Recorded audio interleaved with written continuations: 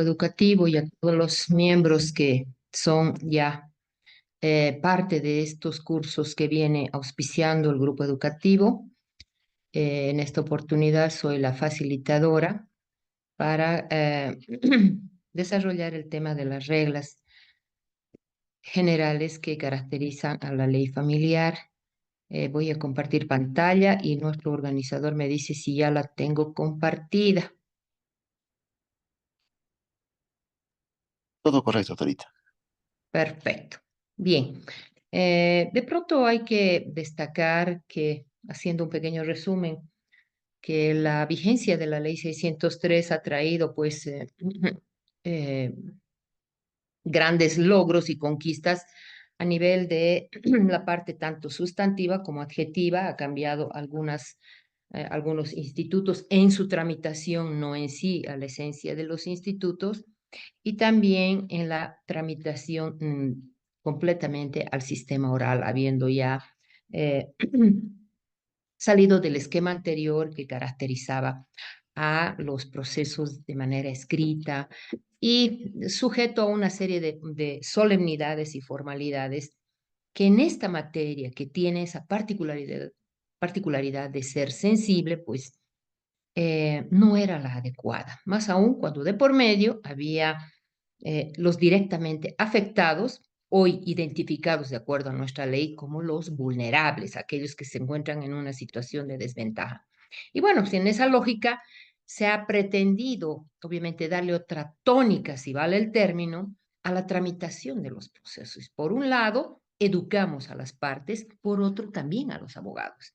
Y esto con todo el respeto a los que están conectados en este conversatorio, toda vez que el abogado de materia familiar que litiga familia debe guardar mucho cuidado en la sustanciación de los procesos bajo su responsabilidad, porque no se trata de litigantes ajenos, extraños, comunes y corrientes, cual de pronto podríamos tener en las otras materias.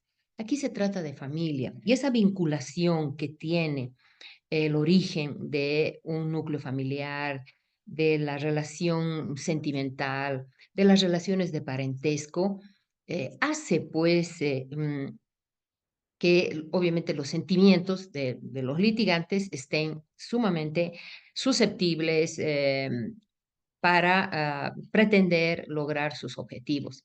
Pero transcurrida digamos, esta tormenta que en algunas ocasiones se van convirtiendo algunos procesos, pues viene la calma y las familias, tarde o temprano, después de un tira y afloje, logran encontrarse, si no entenderse, pero logran encontrarse en una segunda o tercera generación.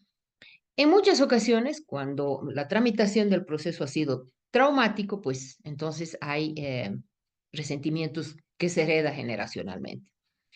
Y es precisamente a este tipo de tensiones que el legislador ha previsto no darle más opción de estar prolongando la agonía con estrategias de defensa, ¿no? Y bueno, pues encontramos muy interesante algunas determinaciones y disposiciones que tienen que ver con la tramitación eh, regular, normal y alejada de toda intención que vaya a desvirtuar el objeto y el propósito de ese proceso. Y entre estos, pues tenemos que destacar las reglas generales que cambian algunas formas precisamente en el comportamiento y la conducta tanto de los abogados cuanto de las partes. Y uno de ellos es la nulidad, ¿no? Ustedes van a encontrar que en la ley 603 puede no darse esta posibilidad de utilizar como estrategia de defensa incidentar con nulidades. En el pasado, en el anterior esquema en el que se regían los procesos judiciales, bajo disposiciones del Código de Procedimiento Civil, sin duda, pues tenía una serie de inconvenientes porque no era pues posible ahí adecuar las actuaciones de carácter emocional que tienen nomás los institutos de familia a unas disposiciones de orden patrimonial, ¿no? Entonces, como que aquello resultaba sumamente tedioso y en ciertos casos hasta interminable, porque varios de estos procesos culminaban en casación. Y bueno, pues aquello ralentizaba la agonía y hacía pues más tortuosa, ¿no? La espera de la justicia, de la tutela judicial efectiva, de una pretensión en la que de pronto no era viable ni necesaria, pues acudir a estas estrategias o que en buenas palabras, muchos abogados lo dicen, y sabemos también, chicanerías. Bueno, entonces la nulidad procesal en materia familiar tiene una particularidad muy especial, ¿no? Pero para eso nosotros tenemos un poco que ir recordando este instituto procesal que tiene que ver con la nulidad de los actos procesales. Bueno, se entiende que este es un una posibilidad en el que en el desarrollo de un proceso se puedan advertir, ¿no? Algunas actuaciones que no se han adecuado a la forma de la tramitación o a a los plazos, disposiciones que regulan los distintos institutos de la Ley 603. Y la doctrina la conceptúa es el estado de anormalidad del acto procesal. Eso quiere decir que en algún momento ha incurrido alguna actuación que puede ser motivada por las partes, también puede ser descuidada por el propio tribunal y esto automáticamente viene originando una especie de limitación que a la larga va a originar, va a provocar, pues, ¿no? Un detrimento en todo lo actuado. Entonces, eh, ya siguiendo este concepto que trae la doctrina, una vez que se encuentra esta anormalidad en el acto procesal, origina carencia de sus elementos constitutivos y de vicios que existen en estos actos procesales y hace, ¿no? Que coloca en una situación procesal de ser judicialmente declarado inválido. ¿Por qué? Porque definitivamente se han atentado a los componentes del debido proceso. Entonces, en estos casos, una vez advertido, es responsabilidad de la autoridad jurisdiccional declarar de oficio. Y en su caso, si las partes han tenido esta posibilidad de advertirla, pues aquella tiene que tramitarse y en caso de verificarse y confirmarse, no queda más que anular. En el marco del principio de la igualdad, la transparencia, la idoneidad, la absoluta imparcialidad y sin duda el principio de legalidad, ¿no? Que son características que respaldan un adecuado y un debido proceso. Bueno, entonces, ¿en qué consiste este, este mecanismo de la nulidad procesal? En la privación de sus efectos a los actos procesales que adolecen de algún vicio, ¿no? En sus elementos esenciales y que obviamente por ello ya no tienen esa aptitud de cumplir el fin por el que estaban destinados. Y ahí vamos a encontrar, pues supongamos, uno de los más complejos y frecuentes que vienen a ser reclamados por los litigantes es el derecho a la defensa. Y que puede darse porque no debemos descuidar, colegas, que los jueces, los funcionarios de administrar justicia están procediendo con la más absoluta buena fe. Y si de pronto al frente tenemos el peticionante de la demanda o la peticionante, indistintamente cual fuera la situación, le da pues esa credibilidad a los argumentos y a la información que nos estaría brindando. En ocasiones hemos podido incurrir, digamos, en esa actitud de mala fe, dando crédito a los argumentos y estábamos nosotros atentando al derecho a la defensa de la parte adversa que no comparecía al proceso. Y esta se originaba precisamente en la citación de la demanda. Ahora, son casos muy excepcionales. ¿Por qué?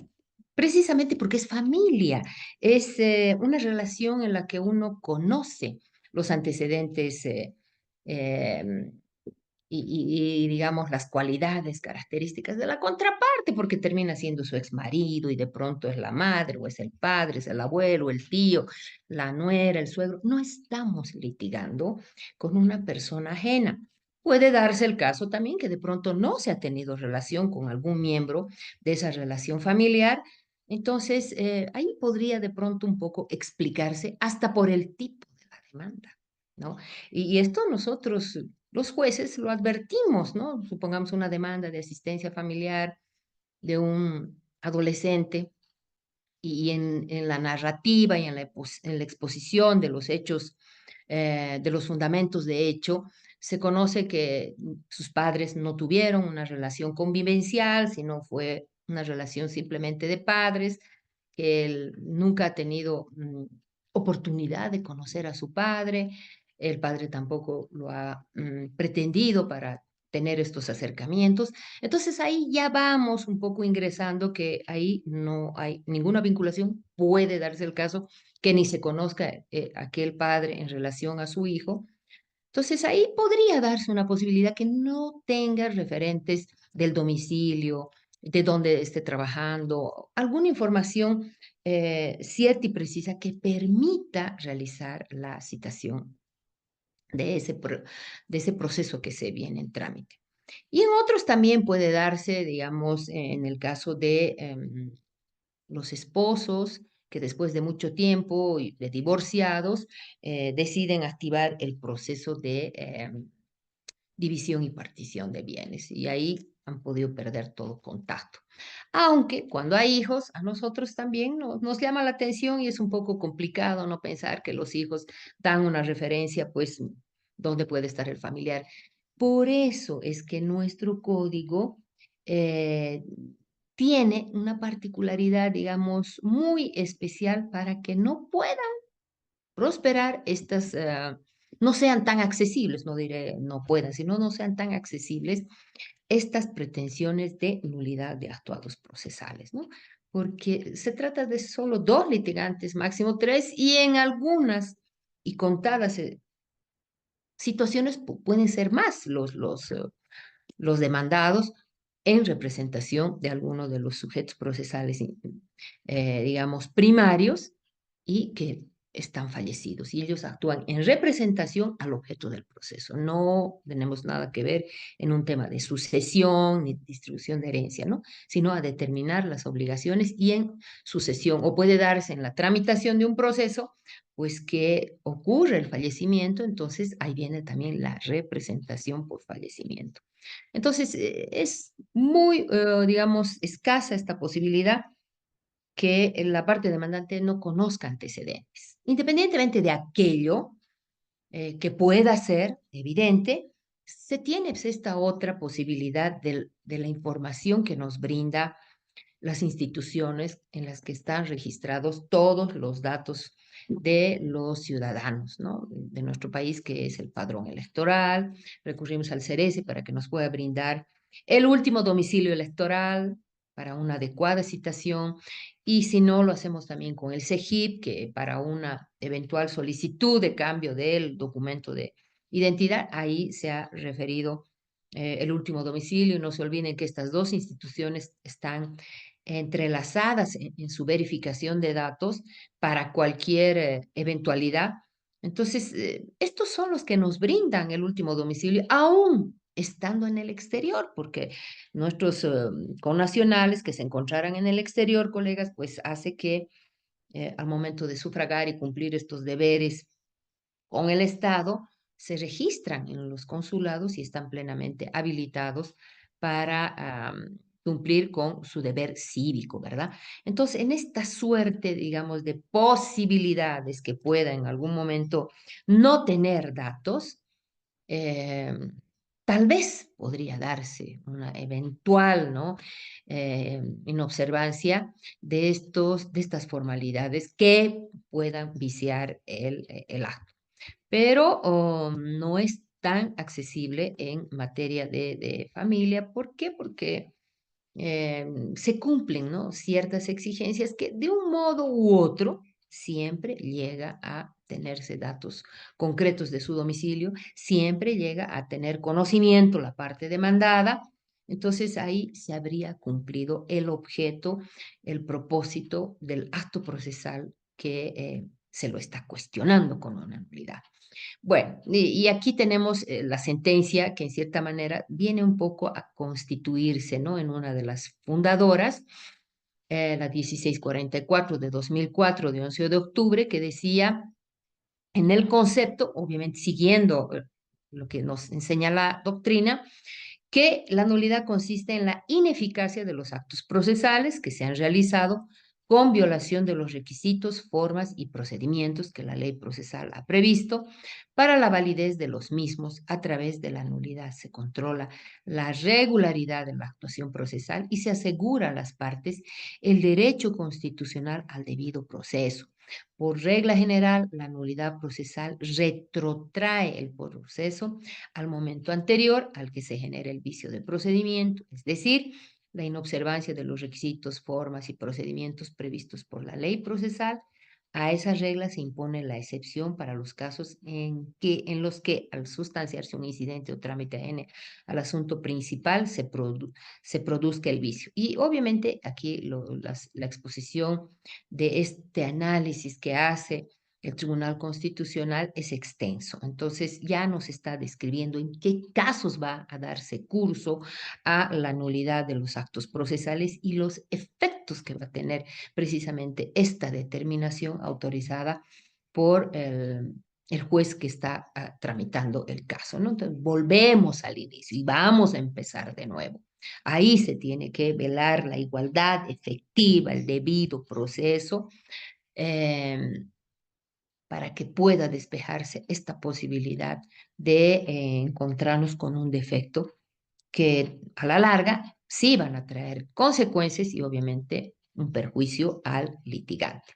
Bueno, también la sentencia constitucional 687 del 2005 de 20 de junio, en un resumen obviamente del análisis de la nulidad de los actos procesales, habla de que el juez debe observar y está obligado a cumplir las reglas que el legislador ha establecido para la tramitación de los procesos, ¿no? Asegurando el derecho al debido proceso y el principio de la seguridad jurídica. Entonces, los jueces están en esta responsabilidad como director del proceso, desarrollar todas las actuaciones que impliquen la absoluta transparencia e imparcialidad para no incurrir en un acto viciado.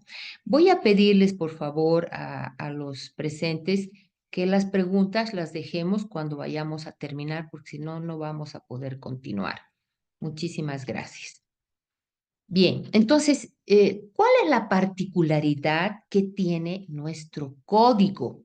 Está precisamente en el título segundo, en el capítulo primero, y nos habla de las reglas de la nulidad procesal en el artículo 248 y manda que el acto procesal será válido cuando ha logrado su finalidad y además su eficacia prevista siempre y cuando no cause de manera directa indefensión. Entonces aquí nos está guiando que ese acto procesal está vinculado a la citación, a la comunicación, a la notificación de una resolución judicial que sea de un inicio de proceso, de continuidad de un proceso, de una resolución o de una determinación que tenga que ver con la inmediata respuesta de la parte a la cual está destinada esa actuación procesal, ¿verdad?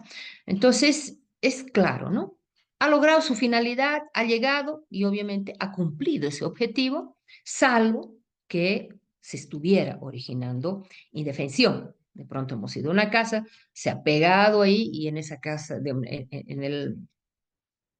en la puerta, a los toques nadie ha salido, sin embargo, ese es el domicilio que nos da la parte, que nos brinda la parte, porque eso es lo que hacen las autoridades judiciales, le dan crédito, porque si vamos a estar en una actitud de desconfianza, definitivamente el mecanismo y la dinámica judicial no va a avanzar.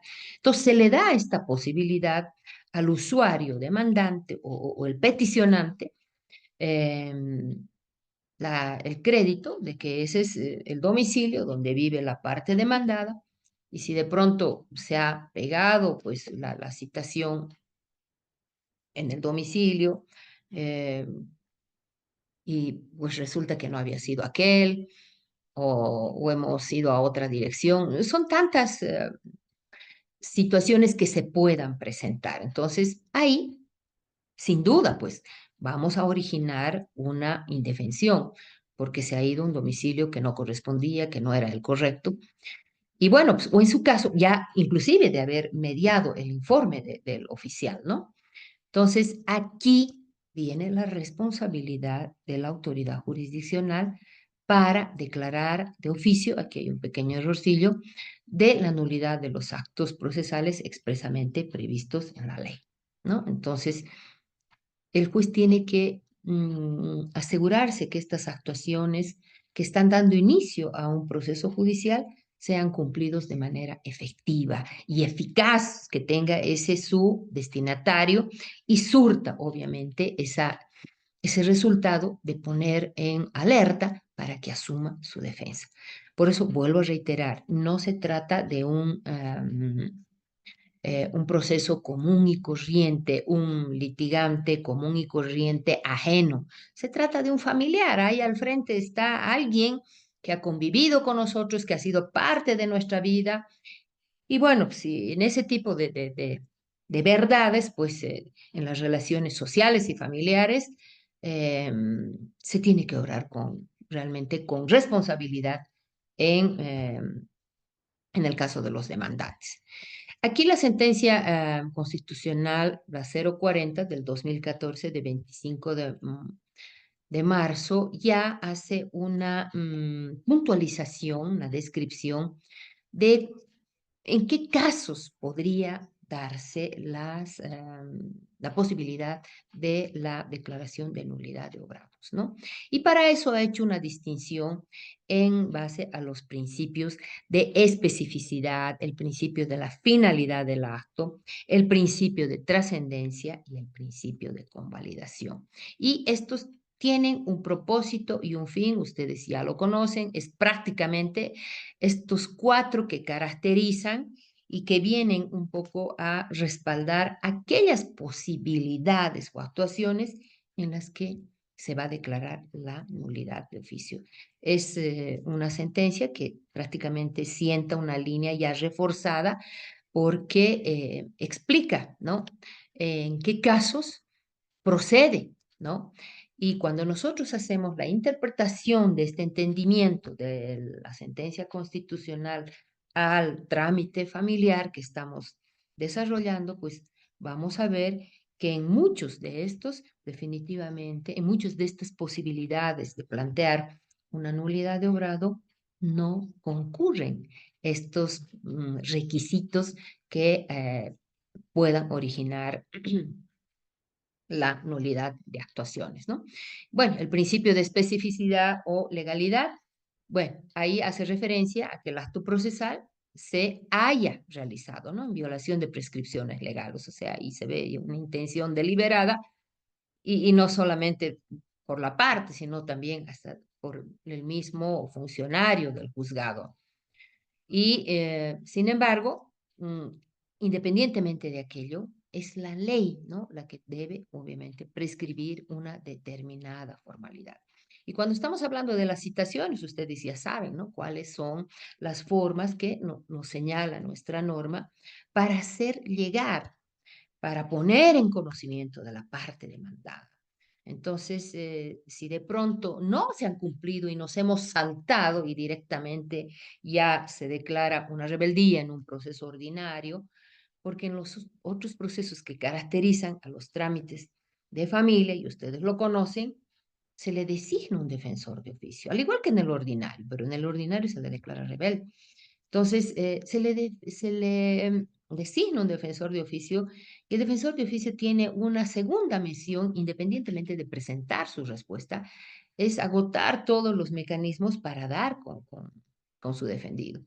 Y debemos reconocer que muchos y buenos abogados de oficio se sirven, ¿no?, de las redes sociales para dar con con los demandados o demandadas que de pronto pueden no haber sido reportados hasta por el Ceresi. Y las redes sociales nos lo encuentran en cualquier lugar, no solo de nuestro país, sino también del mundo, y hay la concurrencia de ellos, han tomado contacto, entonces ahí ya se ha logrado, en cierto modo, el fin de ponerlo a derecho a la parte, ¿no? En situaciones muy poco frecuentes es esto.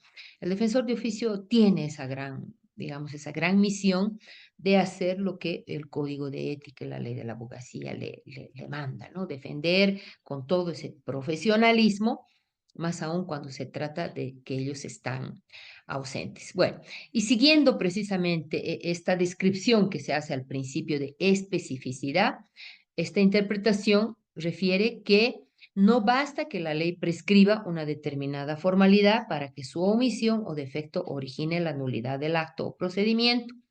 Ella debe ser expresa, específica, porque ningún trámite o acto judicial va a ser declarado nulo si la nulidad no está expresamente determinada por la ley. En otros términos, no hay nulidad sin ley específica que la establezca, ¿no? Entonces, esto sí va a ser obviamente observado por la autoridad y el, eh,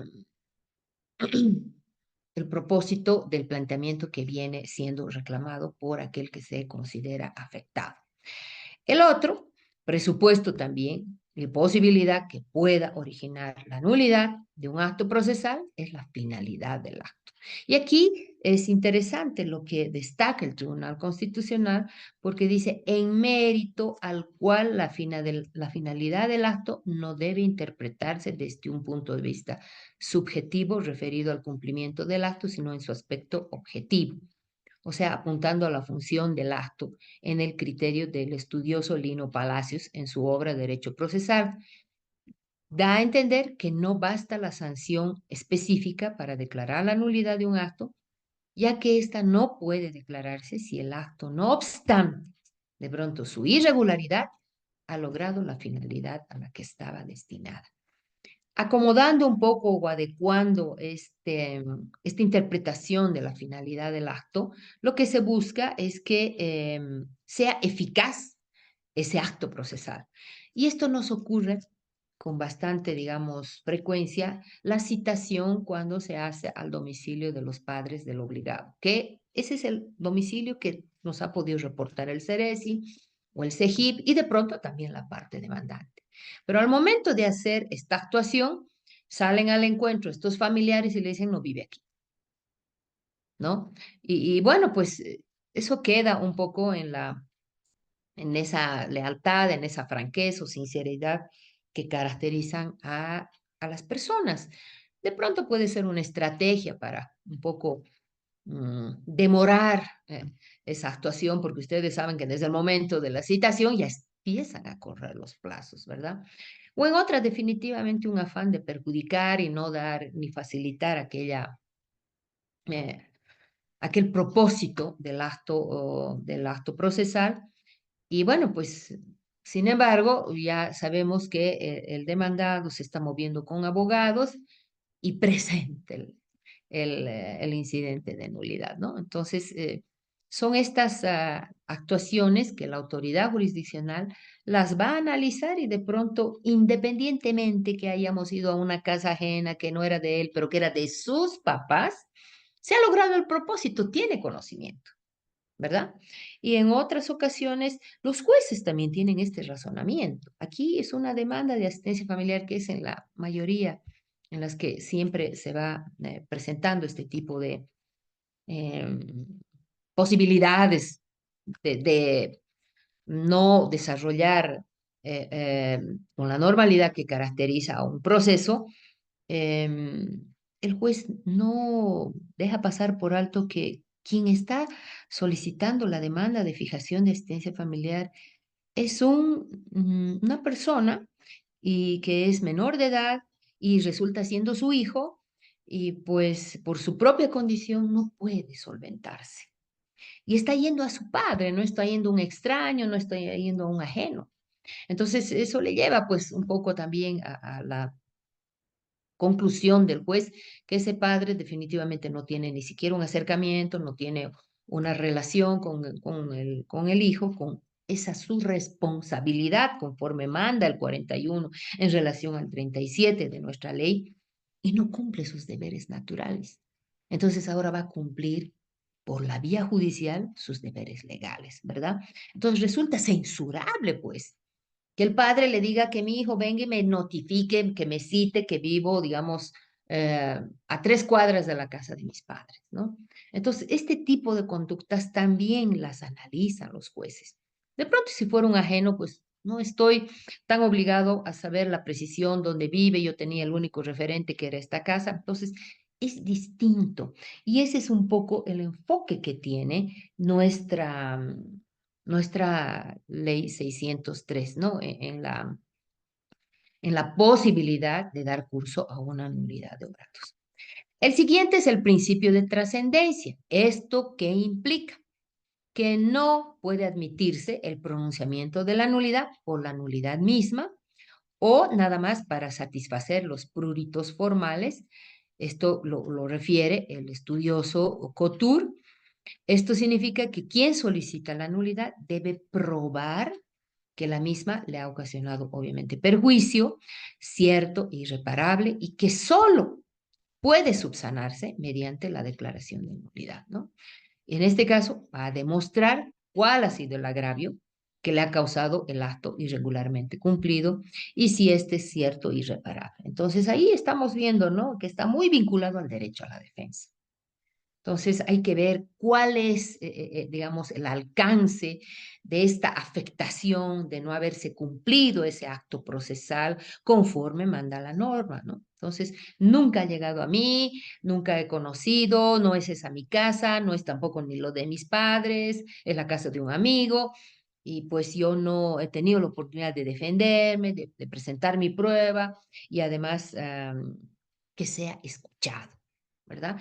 Entonces, en este tipo de situaciones, la autoridad va a analizar y va a ver cuál es realmente la afectación a los derechos de este reclamante de nulidad, ¿no? Y si de pronto no es trascendente, ha podido notificarse, como hace un momento señalé, en la casa de los padres, las familias siempre están en contacto. Es más, seguimos siendo nomás una ciudad en la que muchos nos conocemos y cuando van al barrio, ¿quién no conoce? Pues quienes viven en la zona y están ahí comunicando cuando viene una persona extraña y más aún cuando se hace una actuación en la que se pega en la puerta o de pronto puede estar con un funcionario policial en lugares algo alejados si es que no hubiera un funcionario judicial. Entonces, todas estas cosas hace que la gente pueda comunicar. Y entonces, en este caso, nada más para satisfacer ese requisito que sea en la puerta, que sea el directo y entregado en mano, de pronto no va a ser considerado y se mantiene porque se ha logrado el objetivo, ¿no? Entonces, esto va a ser analizado por la autoridad jurisdiccional a fin de no eh, entorpecer el desarrollo, y más aún teniendo en cuenta el objeto del proceso, ¿no? Si hay un vulnerable, uno que no está en esas posibilidades de ser atendida a sus necesidades porque hay estas exigencias que deben ser cumplidas por nuestra norma. Se imaginan, tienen que notificar en La Paz y no hay forma de ir hasta allá y de pronto están haciéndose cooperar con una persona que va a ir al juzgado, va a tomar contacto con el oficial para llevarlo a la casa y que resulta que no está y que hay que volver con la representación y a lo mejor no se ha conseguido del juzgado de origen que la autoridad comitente cumpla todos los requisitos para el objetivo que facilite, de ser posible, una adecuada citación. Entonces, todo aquello significa un costo, una situación de gasto también. Entonces, de pronto, todas esas formalidades puedan ser prescindidas si se ha cumplido ese fin, ¿verdad? Y el otro, el principio de convalidación.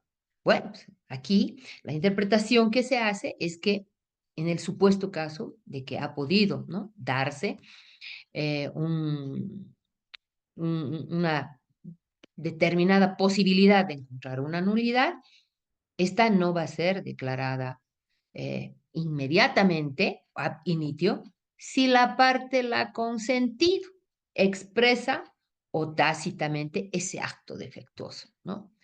Entonces, si la parte ahí se cree perjudicada, se presenta al proceso ratificando el acto viciado, y la otra es cuando ha conocido el acto viciado, no lo impugna por los medios idóneos, y entonces ahí ya está convalidando, ¿no? Ya está acatando ese acto. Y precisamente cuál es el razonamiento también, porque se trata, pues, de esta condición especial que tienen los litigantes. No son ajenos, son familiares, o es un papá o es un hijo que está ahí, y eso hace que esto sea más exquisita, esa, digamos, trascendencia de no darle curso a una estrategia de nulidad, ¿no? Entonces, ¿cómo ha llegado a su mano? ¿Cómo explica que llega a su mano, no? Entonces, ha llegado de algún modo. De pronto el juez, en este su propósito de ser proactivo y velando la igualdad entre las partes, le puede decir, no hay necesidad de anular y repetir ese actuado. Usted ya está derecho, está bien, entonces le vamos a dar 3 días, responda, ofrezca su prueba. Y estas son determinaciones que no podrían ser censuradas, porque lo que se está buscando es el efectivo cumplimiento del objeto de ese proceso. Entonces hay que hacer, digamos, una especie de consideración a la condición que tienen los litigantes. Bueno, la sentencia 640, señalada anteriormente, hace un resumen, ¿no?, en este análisis de la nulidad procesal, que el acto procesal denunciado de viciado le debe haber causado gravamen y además un perjuicio personal y directo. Segundo, que el vicio procesal lo ha colocado en un verdadero estado de indefensión. El tercero, que ese perjuicio debe ser cierto, concreto, real, grave y además lo debe demostrar, ¿verdad? Y el cuarto, el vicio procesal debió ser reclamado, ¿no?, oportunamente y además en la etapa procesal correspondiente, y no hacerlo, pues, digamos, en sentencia, cuando está ahí participando y está consintiendo, está admitiendo, está convalidando, ¿no? Entonces, no se debe haber convalidado ni consentido con el acto impugnado de nulidad. Hay que hacerlo en ese momento, ¿no? Y bueno, pues, cuando no concurren estas condiciones, se va a dar curso al rechazo. No va a proceder ese incidente de nulidad. Bueno, en nuestro código de familia tenemos precisamente las reglas de la nulidad que ya hicimos referencia y se avisora, ¿no?, un régimen específico de nulidad procesal en materia familiar que está sustentado en los principios de especificidad, la finalidad del acto y el principio de convalidación, ¿no? Entonces, está claramente en el 249, nosotros ahí vamos a ver cómo el legislador ha previsto que si de pronto se ha desarrollado una actuación, esto es un acto que puede ser viciado de nulidad, van a ser subsanables, ¿no? Dice, son subsanables los actos que no hayan cumplido con los requisitos formales, esenciales, previstos, siempre y cuando han logrado su finalidad. Entonces vamos a ver cómo ha llegado esa actuación procesal que está siendo cuestionada, de qué manera, de qué forma, ¿no? Y aquello se va a subsanar, puede hasta convalidarse. Entonces, es una, digamos, particularidad muy especial que tiene nuestro código para no demorar en la tramitación cuando de por medio se está tratando derechos de los eh, vulnerables, de aquellos que están en mayor desventaja y además porque se está litigando con familia. Ese es particularmente la característica y la diferencia que tiene eh, este instituto de la nulidad en la óptica de la ley 603, ¿no? Y por eso la segunda parte dice, no podrá declararse la nulidad por quien lo ha consentido, aunque sea de manera tácita, ¿no? Y en estos casos va a constituirse una afirmación cuando no ha reclamado la nulidad. Esto muy usualmente nos lo reclaman con la liquidación de la asistencia familiar. Es muy frecuente. Y ustedes saben que la liquidación de la asistencia familiar ya no la realiza la parte, digo, la secretaria, o sea, el juzgado por medio de los funcionarios, lo realiza la parte, porque esta es responsabilidad de las familias, ¿no? El presentar su liquidación, el hacer conocer los pagos o los descargos de estar cumplido ese deber de sustento alimenticio.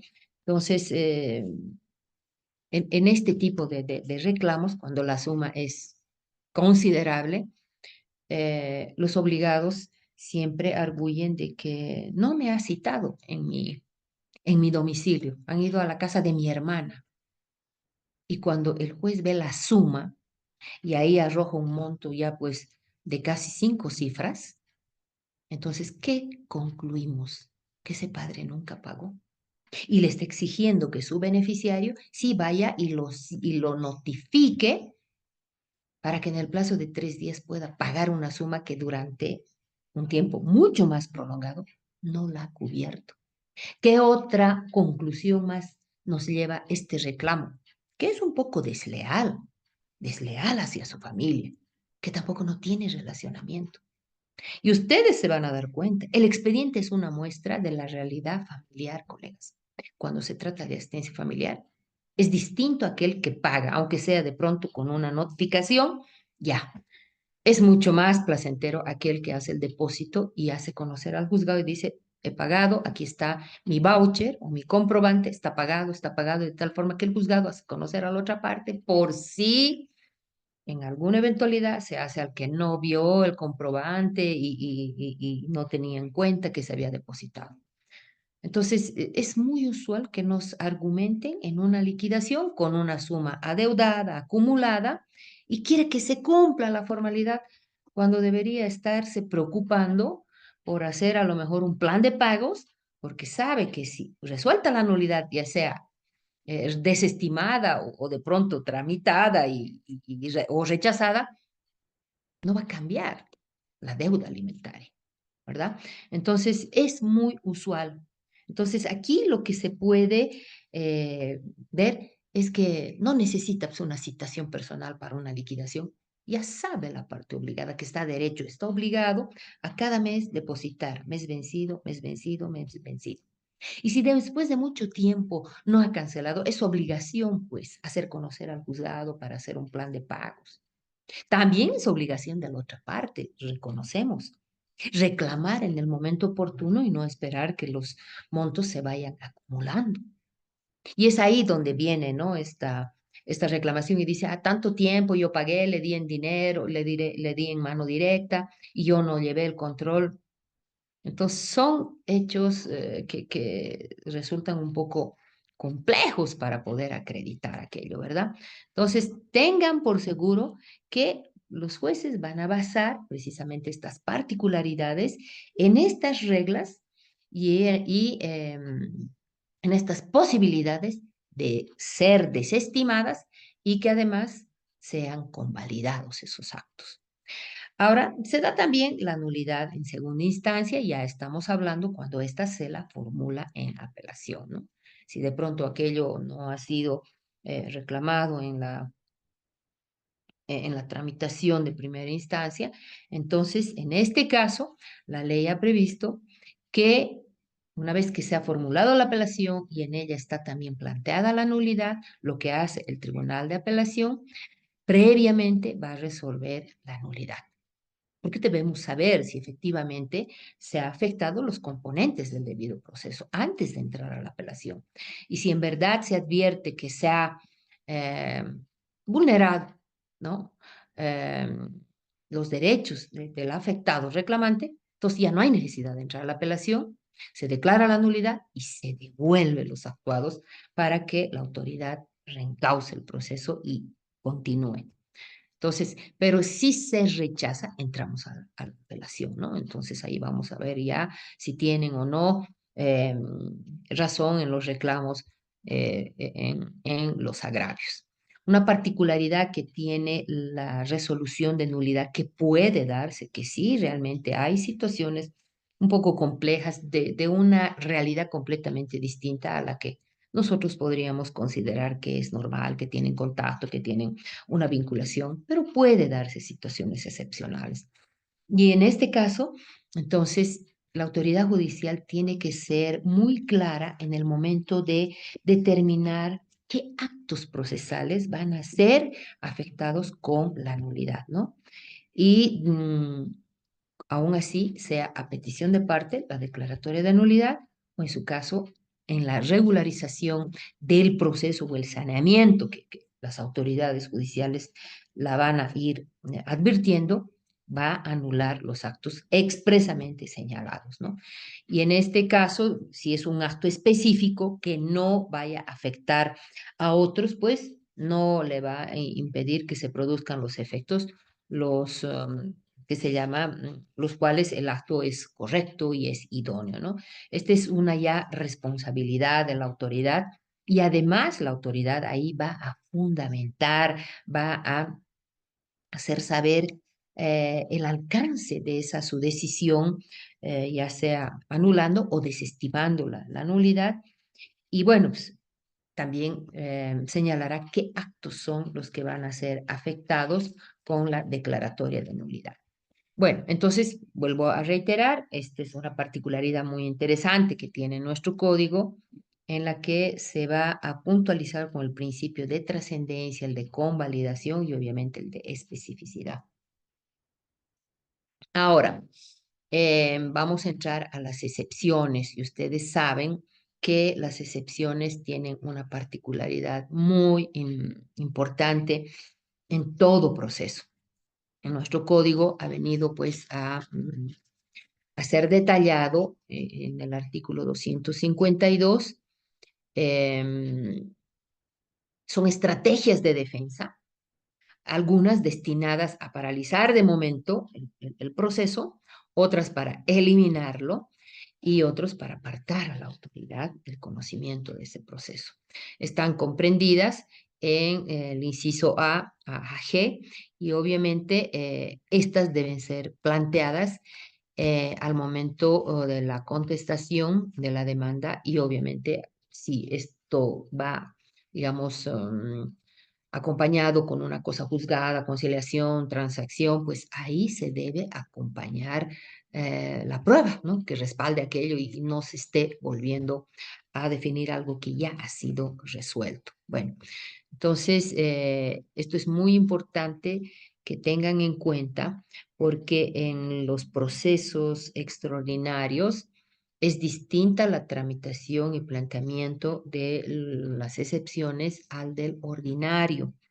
En los extraordinarios, una vez planteadas las excepciones, se corre en traslado y la parte se va a pronunciar, ya sea siempre rechazando, en muy raras ocasiones se da una aceptación y después la autoridad resuelve, ¿no? Independientemente de cuáles son estos, las excepciones que se planteen. En el ordinario, una vez planteadas las excepciones, se escucha la otra parte y se resuelve en la audiencia preliminar, ¿no?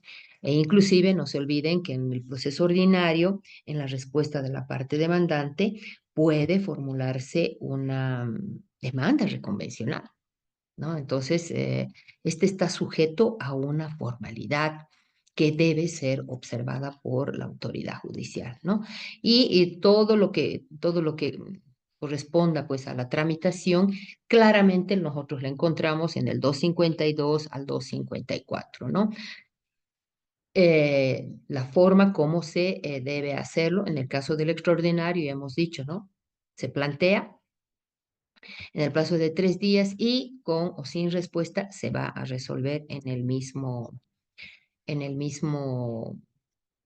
plazo. El estudioso doctrinario Couture hace una concepción muy interesante respecto de las excepciones y la equipara como si fuera una especie de demanda, de estrategia de defensa que tiene su objetivo de paralizar la pretensión de la parte demandante o en su caso fulminarla, ¿no? O sea, declararla concluida porque hay elementos que justifiquen que aquel objeto del proceso ya ha sido resuelto. Y por eso lo conceptúa de esta forma y dice poder jurídico que está investido el demandado, que además le habilita para oponerse a la acción promovida contra él, ¿no? Es como una especie de paralización que se hace en el proceso. Y esto es cuando nosotros estamos conociendo las excepciones que plantean las partes a partir del inciso B a G, porque la primera, la que está prevista en el inciso A, está dirigida a la autoridad jurisdiccional. Ahí se le está obviamente reclamando su falta de competencia.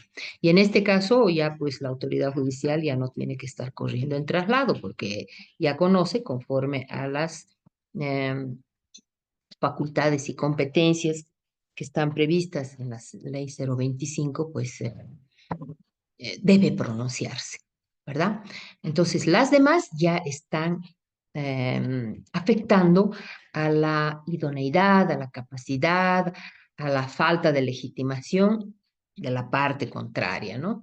El proceso pendiente, el pago, cosa juzgada, conciliación, transacción y prescripción, ya directamente al fondo del, del proceso y en su caso simplemente puede ser una forma de pretender dilatar, ¿no? Que en muchas ocasiones lo hacen. ¿Por qué no están las otras excepciones, las clásicas que teníamos en el anterior esquema? Porque el juez ya la administra estas posibilidades al admitir la demanda. Entonces, por eso es que las demandas cuando se van presentando, el juez ve que éstas sean pues acordes al objeto del proceso, estén cumpliéndose todas las formalidades que señala nuestro artículo 259, que sea concreta, precisa y además que tenga los fundamentos de hecho y cuál es el objeto que persigue, ¿no? Porque podemos encontrarnos frente a una demanda improponible. ¿Qué hacemos si aquello es realmente compleja y el juez no advierte, ¿no? Que podría darse en una situación muy excepcional? Entonces, estamos ante una posibilidad inclusive de anular obrados, porque si es una demanda manifiestamente improponible y no la advierte y la tramita, entonces ahí tendrá pues, que advertir, ¿no? La autoridad que hay una contradicción, es imprecisa, es obscura y pues no tiene en concreto un objeto en su pretensión que puede darse. Estas las hemos advertido cuando estábamos en la transición de la 996 a la 603, cuando este procedimiento escrito de la demanda y la contestación y puede no haber sido advertido por el juez en casos muy, digamos, particulares como este de filiación, que nosotros en la ley 996 teníamos formalidades diversas para poder negar, revocar, impugnar la filiación, la paternidad, el reconocimiento. Y pues ahí nos encontrábamos en esta un poco, digamos, suerte de posibilidades de que estábamos tramitando un proceso completamente inviable, ¿no? Entonces, en este tipo de realidades que en algún momento se pudieron advertir, entonces hay que regularizar actuaciones porque estamos en una demanda manifiestamente improponible e inviable. Bueno, la dimensión de las excepciones, de acuerdo también a la doctrina, siguiendo un poco el concepto del tratadista Couture, es como una acción del demandado. Él se va a defender. No está todavía demandando, está reclamando una particularidad que hace propia a las condiciones del demandante o al objeto de la demanda. Por eso dicen que equivale a una defensa y son, ¿no? Toda esta serie de actuaciones que están destinados a proteger el derecho del que se considera afectado con esa demanda. ¿no? Otros lo consideran que es una especie de estrategia de carácter material o sustancial porque hay una pretensión, ¿no? Si bien no viene como reconvención, sino como una oposición, obviamente, en esta estrategia de defensa de la excepción. O sea, se prueba mi excepción y aquí termina este proceso, ¿verdad? Entonces, ahí tenemos la excepción de pago, la compensación que podría darse, digamos, la excepción de pago, se ha podido pagar la asistencia familiar reclamada y no la presentó la parte reclamante, o de pronto también de pago por, en el caso de compensación de derechos gananciales, ¿no? Y se trae el documento. Entonces ahí se va apreciando también un poco la mala fe de la otra parte, en la que inclusive los pueden involucrar a los abogados, ¿no? Que también procede de buena fe. Entonces, ahí lo que se está buscando es liberar, ¿no? De esa actitud desleal de reclamar una pretensión. Y también se las considera defensas procesales, ¿no? ¿Por qué? Porque en algunos casos equivale a un procedimiento dilatorio de la contestación, claro, porque estas vienen primero, o sea, no voy a contestar, me reservo y planteo primero la excepción. O también como en la nulidad, ¿no? En la nulidad planteo la nulidad y estoy respondiendo por si acaso de pronto me rechazan la nulidad, pero debo ser escuchado, ¿no?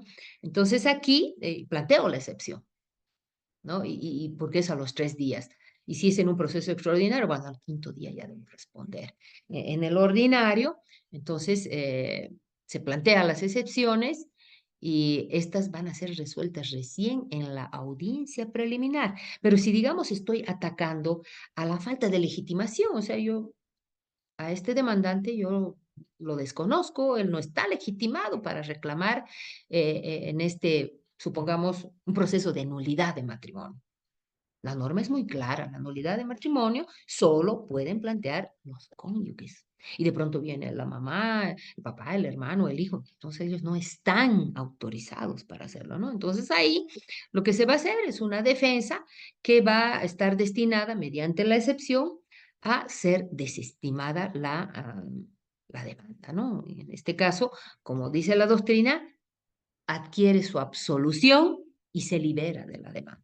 Y en ese caso, también de la carga, ¿no? De probar, porque con esa estrategia ya prácticamente la ha fulminado, eso es lo que dicen los estudiosos.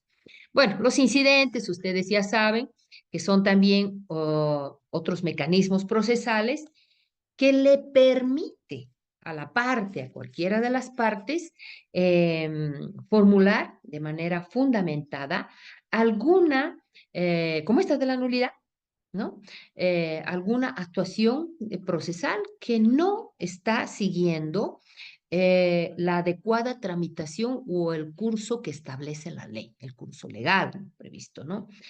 Y estos tienen que ser fundamentados. El incidente de nulidad ya lo tenemos y eso está encaminado precisamente a la afectación de los actos procesales que si se demuestra ha viciado y esto se va a anular. Puede darse estas posibilidades de plantear fuera de audiencia y de pronto se ha emitido una resolución y ahí puede ameritar el planteamiento de un incidente, se lo va a hacer en el plazo de 48 horas después de la notificación con esa resolución, en la que se considere pues que esto debe previamente regularizarse, ¿no? Y no permitir transitar a la siguiente paso procesal, ¿no? Ahora, puede darse también esta otra posibilidad que se plantee en la audiencia. Y como ustedes ya saben, todas estas nuestras actuaciones ya son las audiencias de juicio.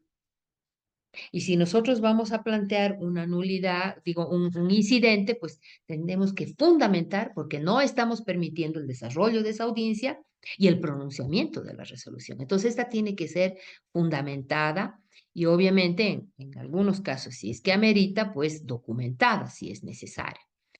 En esa misma audiencia se va a escuchar a la parte adversa y ahí viene la actuación de los abogados para seguramente defender lo tramitado y oponerse y tratar de desvirtuar con los argumentos de su respuesta los reclamos del incidentista.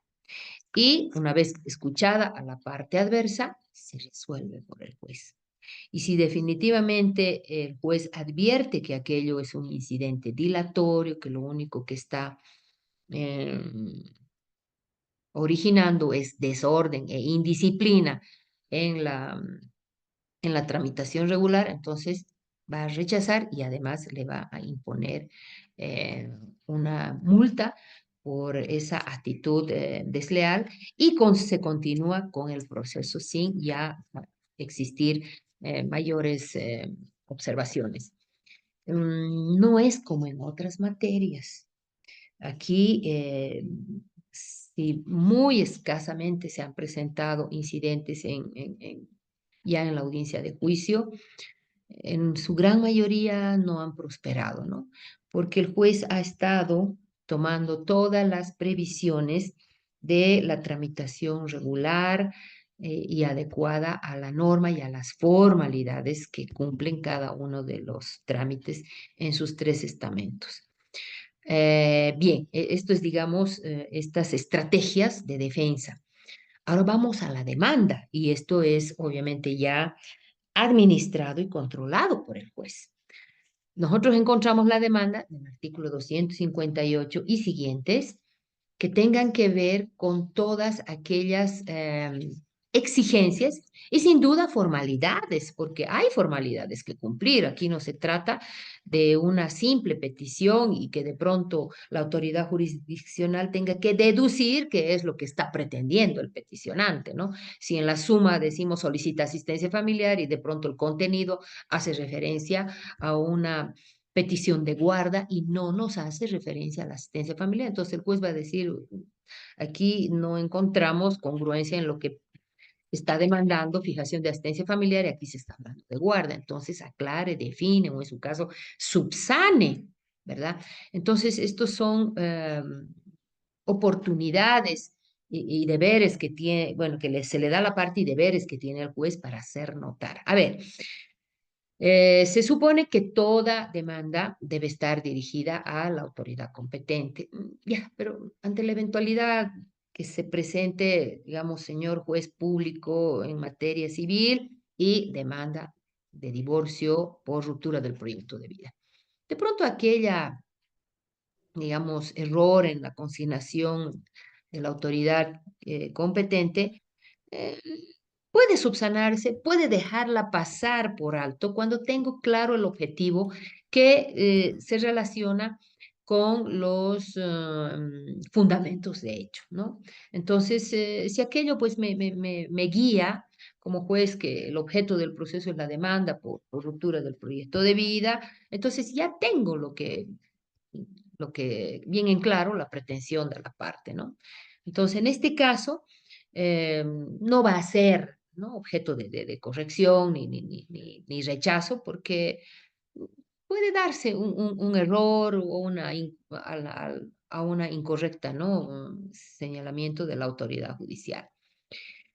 Tampoco se va a desestimar si es que la demanda no hace una cita a la norma, ¿no? Supongamos que en el caso del divorcio no hace mención al artículo 210 en relación al 211, cuando de la exposición de los hechos, de los fundamentos y de la petición concreta, y si de pronto no cita la norma, pero dice mm, demando divorcio o por ruptura del proyecto de vida.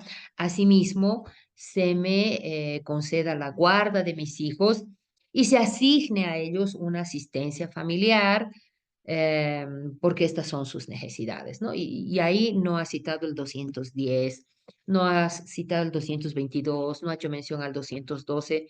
La autoridad judicial ya entiende, porque sabe que estos son efectos colaterales que acompañan a un proceso de divorcio, ¿verdad? Entonces, no le va a, pues, a rechazar, porque al margen de la pretensión del divorcio están estos otros derechos que no podrían estarse, pues, ahí prolongando por una formalidad que a lo mejor lleva un poco de presupuesto, distancia, dificultades o en su caso peligro, porque van a venir medidas colaterales, medidas de protección, medidas cautelares, medidas provisionales si es que hay tensión, ¿verdad? Entonces, estas son observaciones que el juez las administra. Por eso es que ya no es muy usual, colegas, que se pueda dar esta posibilidad de que el demandado oponga las excepciones de obscuridad, contradicción o demanda pues defectuosa. No, eso ya las observa el juez. De tal modo que las excepciones que están señaladas en el artículo 252 sean puntuales, ¿no? Que hagan procedente o improcedente la admisión de esta demanda. Y bueno, ahí está el 259 que indica todos los requisitos que deben ser cumplidos, pero nos exige la petición concreta después de ese relato breve que hacen y que nos están conduciendo al objeto del proceso. O sea, qué es lo que quiere, qué es lo que pide, qué es lo que plantea, ¿verdad? Eso es muy importante. Y las otras, en cuanto a la firma, ustedes saben muy bien que en materia de asistencia familiar tenemos la demanda oral y ahí no va a estar autorizado por un abogado. Es la parte que va a ir directamente hasta la oficina del juzgado y la secretaria le va a recibir en un acta y se va a observar todas estas formalidades que están señaladas en este capítulo para que se entienda que el propósito es la fijación de una asistencia familiar o a lo mejor es la homologación de un acuerdo que hubieran eh, suscrito y que por falta de medios económicos no puede ser presentada con un abogado. Entonces, en este caso, pues la autoridad judicial no le va a exigir esto y va a permitir que sea la secretaria la que le abre el acta y para que esto llegue a manos, una vez que es obviamente admitida por el juez, llegue a manos del destinatario. Entonces, estas otras exigencias de la prueba con la demanda es muy importante que no dejen de presentar prueba, porque una de las primeras es acreditar cómo se legitiman. Me explico, si están demandando un divorcio, es de lógica que tiene que acompañarse un certificado de matrimonio. Si están demandando una asistencia familiar, hay que acreditar ese título de Estado que vincule a la parte demandante en relación a los hijos. Si estamos planteando una división y partición, se acompaña pues, el certificado de matrimonio para ver que aquel vínculo ha sido ya disuelto y que aquello está debidamente cancelado, porque la división y partición de bienes no procede, salvo que se haga la separación de bienes que tiene causales y tiene justificativos, ¿verdad? Entonces, uno de los primeros elementos que deben ser acompañados es precisamente los títulos de Estado, certificado de nacimiento, certificado de matrimonio y hasta el certificado de defunción que nos permite admitir a los que van a actuar en representación del titular de ese título de Estado. Entonces, y ya los demás elementos probatorios para que pueda ahí el juez entender el alcance de la demanda, ¿no? Y nunca se guarden una pruebita debajo de la manga para después sacarle y decir, ¡ay, apareció esta! Prueba que no ha sido presentada en los momentos procesales, tanto de la demanda como la contestación, va a ingresar, obviamente, cuando se alegue que no se tenía conocimiento, o que la desconocían o que recién ha llegado a sus manos. Y esto el juez la va a analizar, porque si de pronto es un documento donde ella sabía, le pagaba, le cancelaba y que diga, ha sido de mi reciente obtención, puede ser desestimada. Y bueno, eso lo vamos a ver más adelante, pero la norma le da esta responsabilidad de que a la demanda, a la contestación, debe adjuntarse la prueba, ¿no? ¿Por qué? Porque en base a esta es que se va a estar justificando y respaldando la pretensión demandada, ¿no? Ante la eventualidad que pueda darse una observación por parte del juez a la demanda, entonces ahí se va a modificar la demanda, se va a ampliar y si definitivamente pues aquella no procede, pues tengan por seguro que la autoridad judicial les va a desestimar. Estas son, pero, formalidades que le permite la ley a la parte poder salvar y de momento, pues, corregir, ¿no? Su demanda. La contestación también es otra actuación muy importante, colegas, porque le permite, pues, defenderse. En el caso de los procesos extraordinarios, hay que escuchar, están las excepciones, está obviamente su oposición, no se admite reconvención, no hay una contrademanda, pero eso no implica que no se escuche, que en cierta manera es su estrategia de defensa, su oposición debe ser acreditada y esta también puede ser respaldada con elementos probatorios. A la contestación debe ir adjuntada la prueba. Mala consejera es aquella que dice, no, que presente la otra parte, que te acredite, que demuestre. No, ¿por qué? Porque se trata de familia, pues, colegas, o sea, no es un deudor como ajeno, extraño, o no es, digamos, un desconocido, en cualquier tipo de trámite, ¿no? Hay una vinculación muy emocionalmente fuerte en la que conocemos defectos y virtudes que el juez las va a ir conociendo en la medida que se vaya sustanciando el conflicto y aquello no permita, en algunos casos, llegar a un buen puerto, ¿no? Digamos, conciliatorio, y en su caso se termina con la sentencia. Entonces, en los procesos ordinarios se admite la contestación y la posibilidad de la reconvención. En los procesos extraordinarios y de resolución inmediata no se admite la reconvención. Entonces, estos procesos que no se van a reconvenir, su última etapa es la segunda instancia ante las salas de apelación, ya no van en casación, porque en el pasado era una suerte de agonía, ¿no? Que se imagina una asistencia familiar iba en casación y aquello demoraba el tiempo que duraba el sorteo, la resolución, y bueno, y ahí uno no sabía si había sido atendido o no había sido atendido, si había sido desestimado y de pronto la asistencia seguía corriendo. Bueno, entonces ya en estos procesos que son los extraordinarios, no se admite la reconvención y está simplemente sujeto a la sentencia, a la apelación, y es ahí que concluye estos trámites. Entonces, ¿dónde viene su actuación importante, gravitante? Esa es la respuesta, sí, cuando uno es demandado.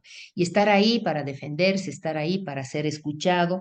Y esta es una garantía que le da, pues, la ley a los contendientes, ¿no? Las audiencias, ustedes saben que estas son, hasta todas estas eh, ah, convocatorias a estos actos procesales se las celebra verbalmente, a excepción de la demanda y la contestación que van a ser de manera escrita. Pero después en el desarrollo de la audiencia, las intervenciones como el planteamiento de los incidentes, los alegatos, inclusive la ratificación de la demanda o la alegación de nuevos hechos que sí pueda darse, se van a desarrollar en las audiencias y todo va a ser de manera verbal, ¿no? Entonces, aquí ya pues tenemos que destacar la habilidad que los abogados han ido desarrollando durante todo este tiempo, porque hay que reconocer que son retos que tienen los abogados, son muy hábiles muchos y realmente admirables en sus participaciones, pero siempre manteniendo una cualidad y una actitud de respeto y consideración a la autoridad, porque ustedes saben que todas las audiencias están presididas por el juez y obviamente desde el inicio hasta que éstas concluyan.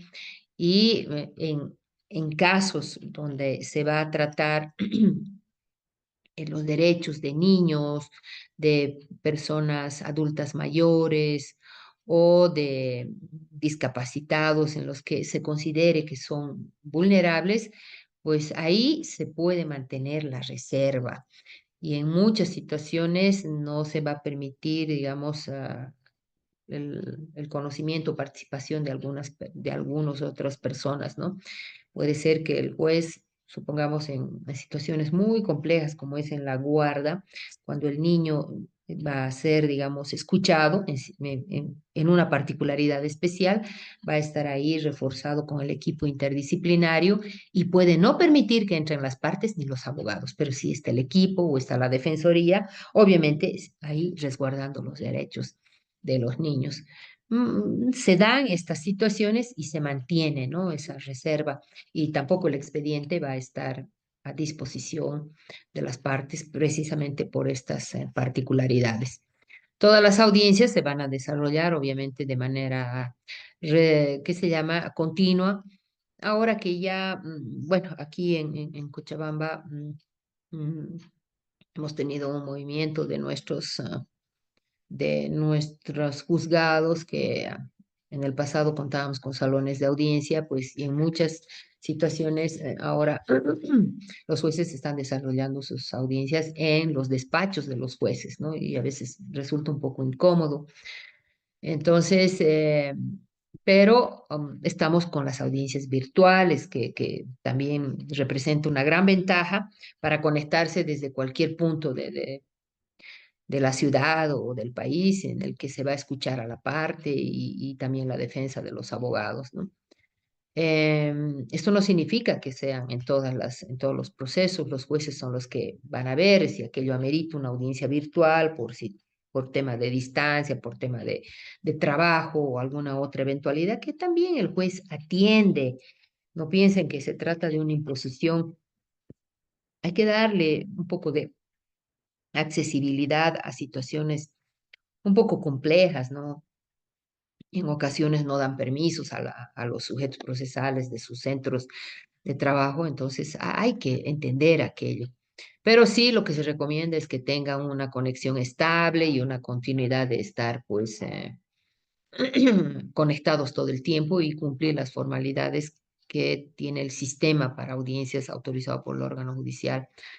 Y bueno, pues se recomienda que el lenguaje y la participación de los abogados sea pues de fácil entendimiento, se va a emplear el idioma castellano y si hubiera otro, bueno, se va a procurar que se cuente con un traductor y el juez ahí también pueda conocer, ¿no? La posición de aquel que no habla nuestro idioma y se va a registrar en el acta correspondiente las partes más importantes, porque en ocasiones hay audiencias que son sumamente complejas y pues a veces resulta pues tomar apunte, pero después el acta, porque puede estar siendo grabada, se va a contrastar con lo que se ha desarrollado y esto se firma por las partes, ¿no? Esto es muy importante que se tenga porque las tecnologías nos permiten registrarla, pero ya en el acta va a estar lo más resaltante, ¿no? Y ahí ustedes pueden pedir, ¿no? Una copia. En ocasiones siempre se da, ¿no? Un momento de una discrepancia de criterios, tanto entre las partes como los abogados, entonces el juez ahí pone un alto y aquello no permite.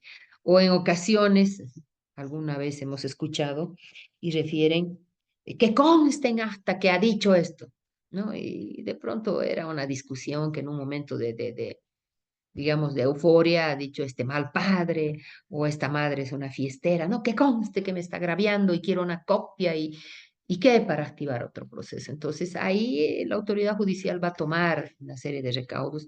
La primera es obviamente que siempre se proceda con respeto, pero no deja pues de considerarse, salvo que aquello fuera de realmente muy irrespetuoso o atentatorio, ¿no? A la dignidad de la otra parte.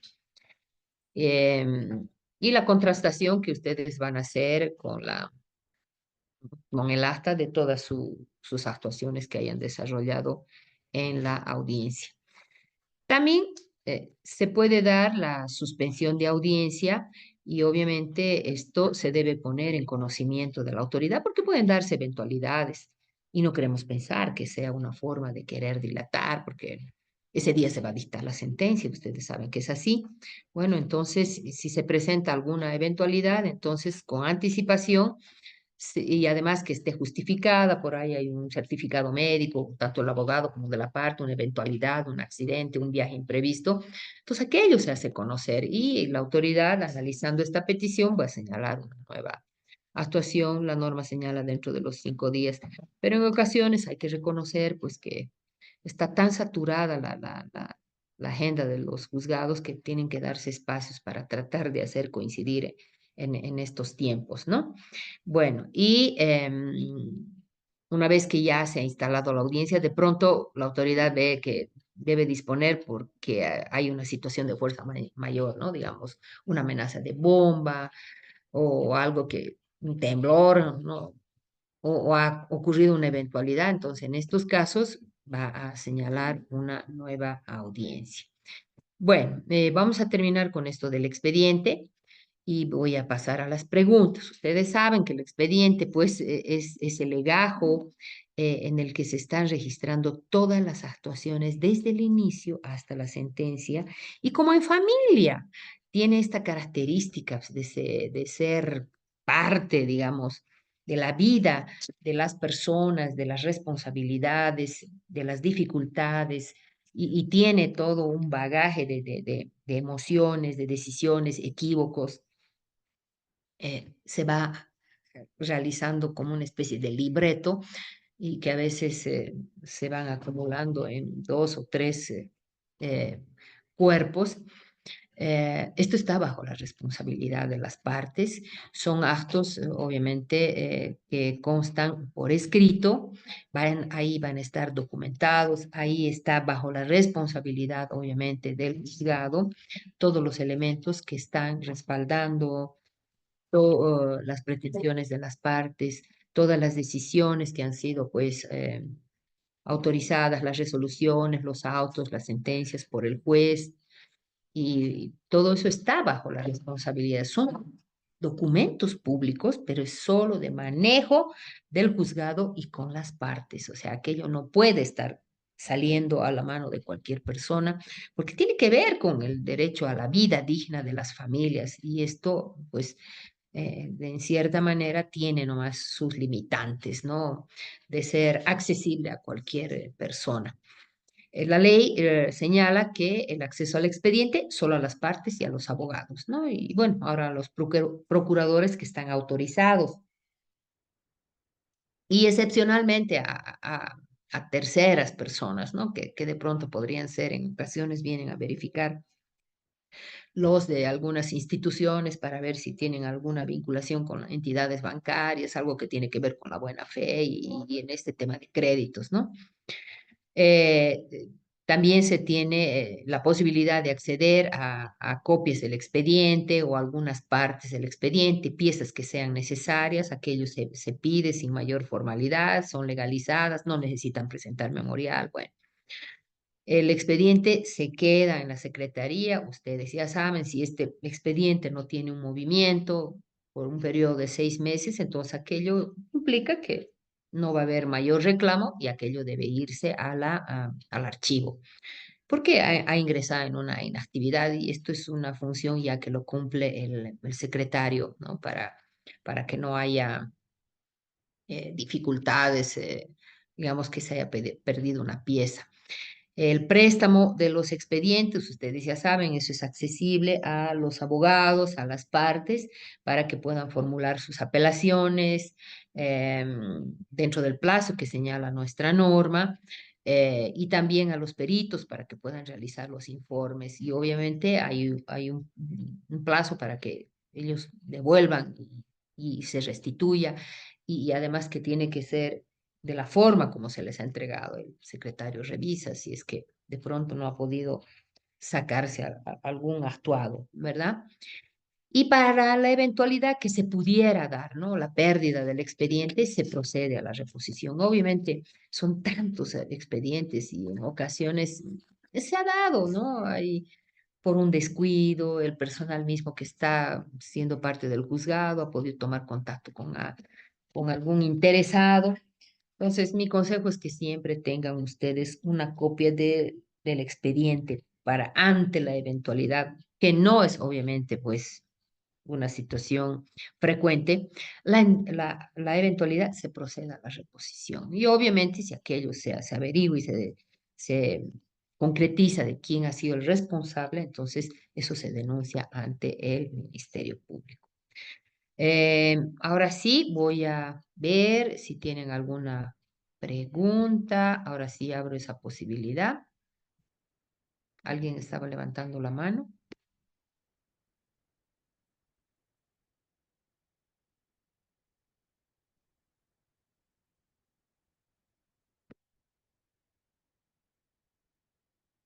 Bien, no tienen ninguna pregunta. Doctora, buenas noches. Yo tengo Adelante, una por pregunta. favor. Adelante, por favor, le escuchamos. Bueno, doctora, en el caso de que al demandado se lo ha citado en otro domicilio, en este caso de su vecino, ¿no? Y él se entera, ¿no? Porque le dan a conocer, él, digamos, se ve perjudicado en el plazo para responder, ¿no? Sin embargo, se ha respondido, se ha hecho conocer al juez de que ese no es su domicilio y se ha respondido. No, en este caso ya no se podría plantear una nulidad posterior, doctora. Si está respondiendo, está convalidando, ¿no? Y aunque sea tardíamente, está convalidando, salvo que esté reclamando y refiera, ¿no? Que ha sido, que se ha dejado una citación en la casa de un vecino y además que tiene que documentar aquello, ¿no? Entonces el vecino tendrá pues ahí su carnet de identidad que indique ese domicilio, ¿no? Y que porque lo conoce y sabe que es vecino de la cuadra, le ha hecho llegar, pero me ha hecho llegar después de que ha transcurrido los 5 días, ¿no? Pero ya está contestando, está convalidando. ¿Qué va a reclamar? En todo caso, no contesta y dijo, bueno, pues eh, hay que ver un poco también el objeto del proceso, ¿no? ¿Cuál es el propósito? ¿En qué tipo de petición se estará tratando? Puede plantear esa reclamación, pero ya está contestando. Entonces el juez le va a decir, bueno, en cierta manera ha podido ser irregular, pedirá informe seguramente al oficial de diligencias. El oficial informará y dirá, pues me ha llevado a esa casa y me ha dicho que ahí vive, pero cuando ha salido una persona me han dicho que sí lo conocen, ¿no? Y no le han dicho que no vive ahí. Es que en ocasiones se dan esta suerte de posibilidades que cuando buscan dicen, sí, lo conozco, pero no le dicen, vive aquí, no vive, o a lo mejor han dicho, sí, viene, vive, o tiene aquí su cuarto, pero viaja. Entonces, eso puede hacer constar el oficial de diligencias para que la autoridad tenga, ¿no? Conocimiento. O en su caso, cuando se plantea la nulidad, va a pedir informe para que se tenga conocimiento de cómo se ha realizado esa actuación. Ah, ya, gracias, doctora. En este caso se ha acompañado la factura, ¿no? De donde acredita dónde vive y se lo ha citado por cédula, ¿no? En el otro domicilio. Eso, Ya. doctora. También tengo otra duda, doctora. En el caso de las notificaciones, ¿se las tiene que realizar en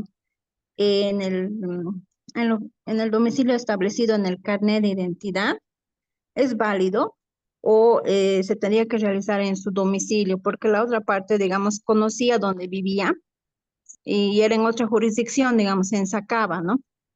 Pero le ha citado en su domicilio de un familiar, ¿no? Que es en Cochabamba, en Cercado, pero está establecido eso en su carnet de identidad, ¿no? No ha cambiado. ¿Se podría presentar la nulidad o es válido? A ver, se entiende que los jueces le dan fe a los argumentos de la parte demandante, ¿no? Y si la parte demandante nos dice vive en tal lugar y el oficial de diligencias va a ese lugar y al encuentro sale alguien que le dice sí, vive, pero no se encuentra, está confirmando lo que ha referido la parte demandante. Ahora, si digamos va ahí, toca y toca y nadie sale, entonces va a ser una representación, nadie salió al encuentro, entonces el juez va a autorizar que aquello se proceda por cédula. Y en todo caso va a preguntar, ¿no? A la vecindad, vive, lo conoce. Por eso es un poco a veces complejo, ¿no? En ocasiones los oficiales hacen esas averiguaciones, se acercan a la vecina para dar por cierto si es así. Pero si de pronto es un lugar un tanto alejado, que es una casita por aquí y a 2 cuadras más allá otra casita, entonces hace la representación o puede decir, no salió nadie al encuentro, entonces ahí el juez va a mandar a hacer la verificación a estos dos centros de información que es el CERESI y el CEGIP. Y estos son los que nos reportan, el CERESI nos reporta el domicilio electoral, el CEGIP nos reporta el domicilio al cambio de la renovación de la cédula de identidad. Y bueno, pues entonces puede haber diferencia entre uno y otro. Entonces, si vamos a uno y no lo hemos encontrado, vamos a ir al otro. Y si definitivamente el otro no nos da, ahí recién se puede habilitar el edicto.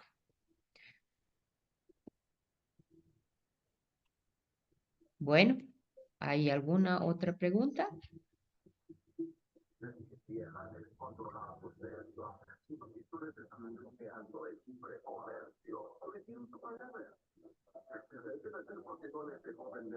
Doctora, Doctorita, buenas noches. Adelante, adelante, por favor.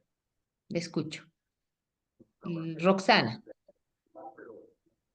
Ya, gracias, doctora.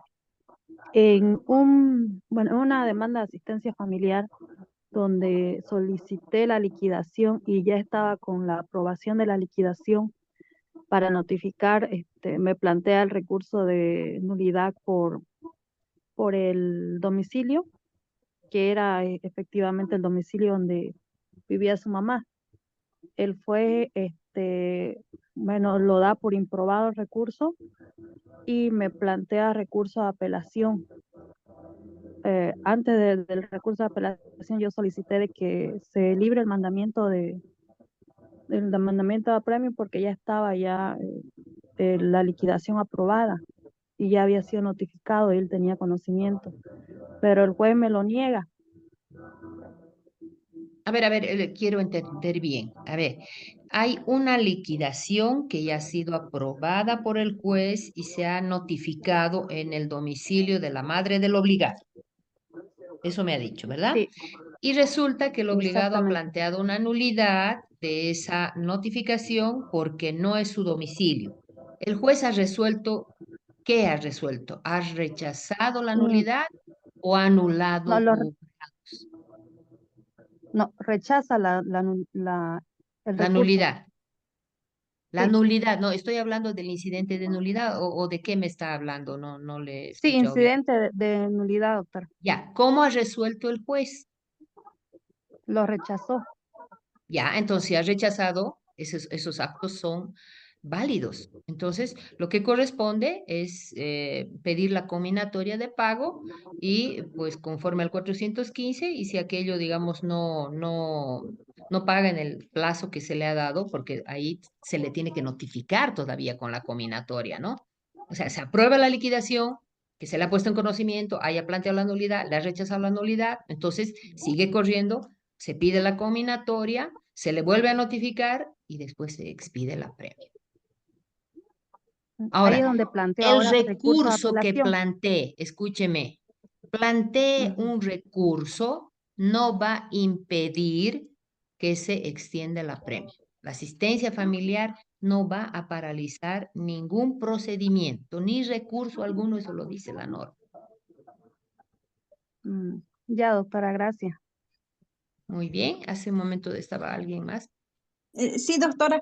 En el caso, doctora, Adelante. que se le cite en su domicilio y el demandado no conteste, ¿se Ya. puede pedir la designación de defensor de oficio o solamente eso es en caso de cuando se lo cita por edicto? Eso sí me podría aclarar, gracias.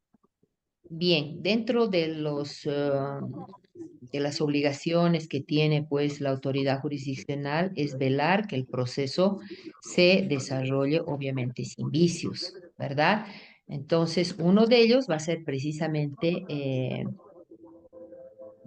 asegurar, ¿no?, la defensa efectiva de las familias y ante la no asistencia o defensa del demandado, le va a designar un defensor de oficio porque se conoce el domicilio, no ha comparecido, se lo ha citado, ha recibido, no quiere responder, igual, lo propio se va a hacer con el edicto. Se ha citado por edicto, igual se le designa un defensor de oficio. Gracias, doctor. Muy bien. Mañana vamos a tocar, a ver, aquí tenemos una pregunta, ¿cómo se puede hacer si se inicia el proceso en Sucre y el papá vive en Cochabamba? Bueno, vamos a hacer la citación pues mediante comisión y obviamente para eso vamos a primero agotar mediante el CERESI cuál es el domicilio para que nos brinde el domicilio exacto, ¿no? Em, no le va a afectar aquello, ¿no? Se tiene que dar el domicilio exacto que el CERESI brinde y mediante comisión se va a notificar o citar al demandado. Mañana, entonces, como les decía, vamos a ver el tema de las medidas cautelares, los actos de decisión, las resoluciones, esto de las medidas cautelares que es muy importante y la finalidad de la prueba que está vinculado a la efectiva actuación que van a realizar las partes, ¿no? Dentro de un proceso judicial. Bien, de esa manera entonces habríamos concluido. Espero que mañana haya un poquito más de participación y nos vemos mañana en el mismo horario. Tengan buena noche. Gracias. Este momento incómodo es auspiciado por Cerveza Golden. Refrescate con una cerveza filtrada bajo cero.